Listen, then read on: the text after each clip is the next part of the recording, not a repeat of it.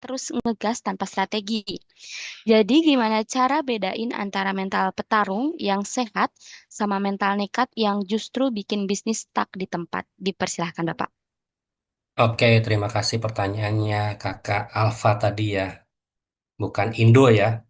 Alfa itu tambahnya panjangannya dari Alfamart dan Indomaret. Wah, sebut merek saya. Baik, sebenarnya pertanyaannya sendiri eh pembenaran yang dia terus ngegas tanpa strategi. Nah, di situ saja sebenarnya sudah salah ya. Udah ngegas tanpa strategi, jadinya amburadul.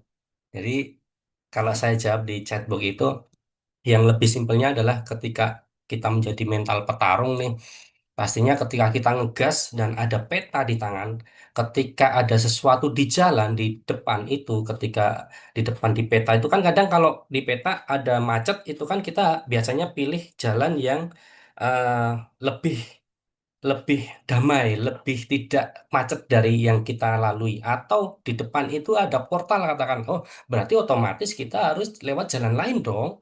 Atur strategi lagi. Nah, bedanya dengan mental nekat tadi, ketika di depan sudah ada palang, ya dia terabas aja. Pokoknya saya berani. Bedanya sama-sama berani, tetapi beraninya berani negatif akhirnya kan. Ketika dia sudah nabrak palang itu apa yang terjadi? Bisa jadi dia dikebrukin sama orang, bisa jadi dia diteriakin maling dan lain sebagainya.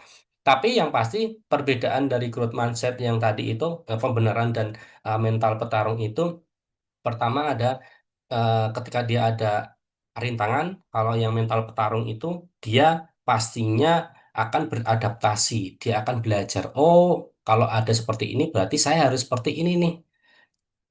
Kalau yang tadi, yang mental nekat tadi, pokoknya dia pokoknya instan, pokoknya gas cepat, wani ya.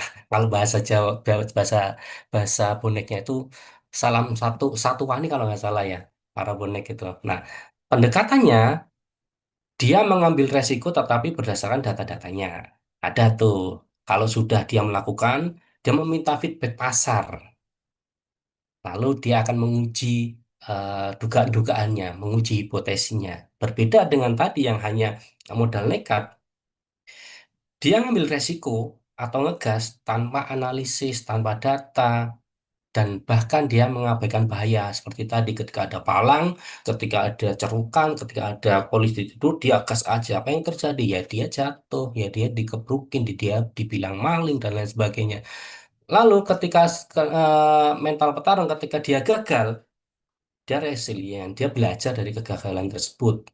Mengatakan bahwasanya kegagalan itu sebuah data nih, pengalaman berharga buat saya untuk ke depan saya akan memperbaiki itu. Nah, kalau yang mentalnya tadi yang ngegas, yang berani, hanya berani saja, otomatis dia bisa jadi, boleh jadi nih menyalahkan keadaan, menyalahkan orang lain, dan bahkan dia bisa jadi mengurangi pola yang sama. Kalau yang tadi dia akan memperbaiki, kalau yang satunya ini adalah mengulangi pola yang sama.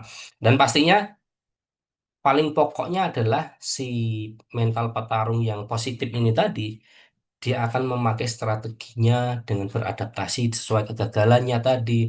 Dia menggunakan datanya untuk memperbaiki kesalahan-kesalahan atau kegagalan-kegagalan yang ada. Dan yang perbedaannya yang dengan mental yang berani tadi, asal tabrak tadi, asal ngegas, dia berani kepada keyakinan dirinya, keyakinan, keberanian yang berlebihan, dan dia bisa jadi menjadi orang yang anti kritik.